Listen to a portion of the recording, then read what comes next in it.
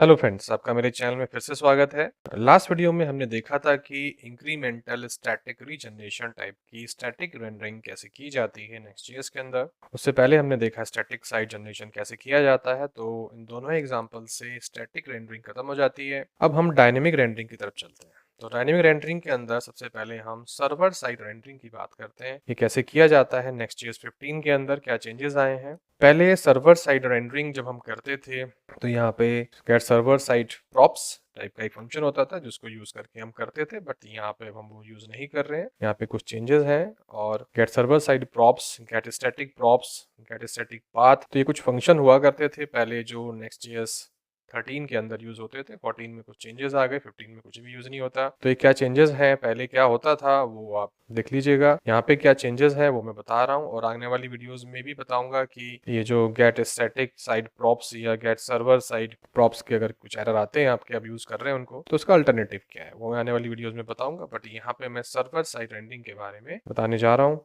तो यही कोड जो मैंने लिखा है यही कोड मैं चेंज करूंगा। उसके लिए मैं रेंडरिंग वाले फोल्डर में जा रहा हूँ फिर से, और यहाँ पे एक मैं राउट बना रहा हूँ जिसको मैं लिख रहा हूँ SSR, क्योंकि सर्वर साइड रेंडरिंग हो जाएगी। फिर यहाँ पे मैं गया, मैंने एक page.js बनाया और इसके अंदर मैं कोई भी कोड जो यहाँ से था मैंने लिखा हुआ था पहले, उसको कॉपी करता हूँ और इस कोड को यहाँ पे पेस्ट कर देता हूँ। ठीक है जी, अब ध्यान रखिएगा सेम कोड है, आप देख रहे हो जो मैंने बनाया है, बट यहाँ पे मैं कुछ चेंजेस करूंगा। चेंज क्या करूंगा, यहाँ पे मैं इसको हटाऊंगा और यहाँ पे मैं लिखूंगा कैशे, और कैशे में यहाँ पे मैं लिखूंगा नो स्टोर। ठीक है जी, जैसे ही मैं नो स्टोर लिख दूंगा, ध्यान रखिएगा ये कैशे में मैंने फोर्स कैश लिखा था कि वो बता रहा था कि भाई हमें रेंडरिंग जो है बिल्ड टाइम पे करनी है स्टैटिक, लेकिन जैसे ही मैंने नो स्टोर लिखा तो यहाँ पे मतलब है कि कैश नहीं बनाया जाएगा, जो भी डेटा है वो रन टाइम पे आएगा, यानी कि ये हमारी डायनेमिक रेंडरिंग के फॉर्म में कन्वर्ट हो जाएगा। इसकी जरूरत हमें नहीं पड़ेगी, यहाँ पे रीवैलिडेट नहीं होता है उसके अंदर, स्टैटिक में ही होता है। तो जैसे ही ये आया, देखो डेटा कोड वही है, same to same, list of author सब कुछ वही है, आप देख रहे हो। बस मैंने यहाँ पे एक लाइन का ये कोड चेंज कर दिया, एक सेटिंग ही चेंज करी है, और ये मेरा जो कोड है ये ऑटोमेटिकली अब सर्वर साइड रेंडरिंग में कन्वर्ट हो जाएगा। तो यहाँ पे मैं लिख देता हूँ सर्वर साइड रेंडरिंग। आप देखो मैंने कितने प्यार से आपको समझा दिया कि बस एक तरह की रेंडरिंग आपको याद करनी है, कोड कुछ भी उसके अलावा चेंज नहीं करना है, सेटिंग चेंज करते जाना है और जो भी कोड आप चाह रहे हैं वैसा कोड आप ले लेंगे। सर्वर साइड रेंडरिंग हमने यहाँ पे कर ली। अब इसके लिए लिंक बना देते हैं। तो जब हम यहाँ पे डायनेमिक में गए तो यहाँ पे हम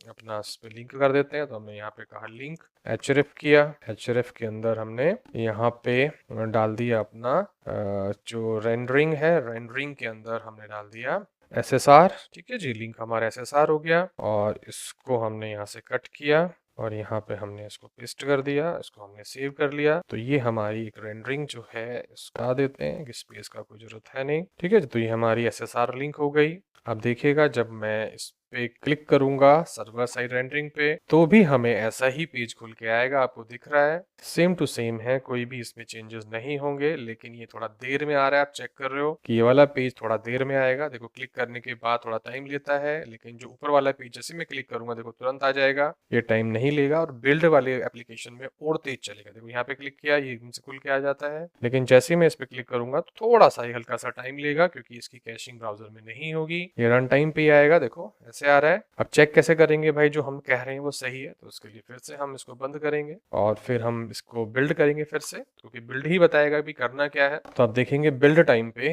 आपको पता लगेगा, ये आपको बताएगा कि भाई ये जो कोड आपने लिखा है ये डायनेमिक वाला कोड हो गया है। ठीक है, वो देखते हैं अभी हम। देखिए पहले 24 पेज थे, 25 पेज हो चुके हैं, डायनेमिक हो गए। अब आप देखो SSR लिखा हुआ आ रहा है, डायनेमिक लिखा आ रहा है इसके आगे आपके सामने। देखो ऊपर वालों में ISR आया था, SSG आया था, दोनों स्टैटिक थे, लेकिन यहाँ पे SSR में डायनेमिक लिखा आ रहा है। देखो आपके सामने, मतलब क्या है इसका, dynamic server side rendering, server rendered on demand को डायनेमिक कहा जाता है। बिल्ड टाइम पे इसने पता लग गया इसकी सेटिंग से ही कि देखो भाई ये जो पेज है ये डायनेमिक रेंडरिंग का है, सर्वर साइड रेंडरिंग इसको बोला जाता है, इसको ऐसे इंप्लीमेंट किया जाता है। तो आपके सामने सब कुछ लिखा हुआ है, आप चेक कर सकते हैं, इसमें कुछ भी ऐसा नहीं है कि जो आपको नहीं पता लग रहा है। तो मैं इसको फिर से रन कर लेता हूँ अपनी एप्लीकेशन को डेव मोड में। आप npm स्टार्ट लिख देंगे तो ये बिल्ड मोड में रन हो जाएगा, लेकिन मैं उसमें स्टार्ट नहीं कर रहा हूँ अभी। ठीक है जी, मेरा काम तो सिर्फ समझाना है आपको कि रेंडरिंग जो है वो कैसे चेंज हो जाती है नेक्स्ट.जेएस 15 के अंदर। तो आपने देखा कि नेक्स्ट.जेएस 15 में कितना ईजी है। बस मैं यहाँ पे